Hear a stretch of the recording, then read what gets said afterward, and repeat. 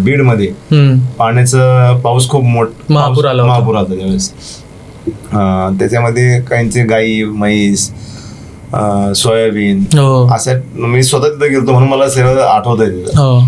आणि तिथे गेल्यानंतर मी ते बघितलं अक्षरशः की खूप वाईट शेतकऱ्यांची परिस्थिती. त्यांनी मला तिथे मी गेल्यानंतर मी तिथे मला फोटो दाखवले, आमची इथं गाय बांधली होती, आम्हाला सोडताना आली, मग ती गाय तिथं जागेवरतीच ती गेली.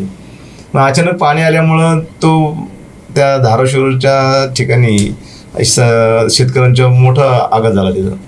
मग आमचं एक उन्नती सोशल फाउंडेशन आहे, त्यानंतर आमचं एक लिनर गार्डन असे आनंद असते क्लब, एक 2-3 आमच्या छोट्या छोट्या संघटना आहेत, क्लब आहेत आमचे. मग मी आवाहन केलं किंवा आपण अशा ठिकाणी आपण गेलं पाहिजे. मग काहींनी मला थोडंसं धान्य वगैरे आणून दिलं, काहींनी ब्लँकेट आणले, काहींनी जे गरजू वस्तू होते ते आणून दिल्या.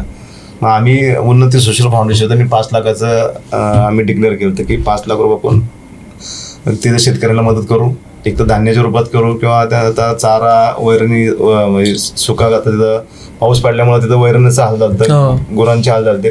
मग तिथं आम्ही कडव्याच्या 2-3 गाड्या जवळपास तिथं आम्ही ते घेऊन गेलो.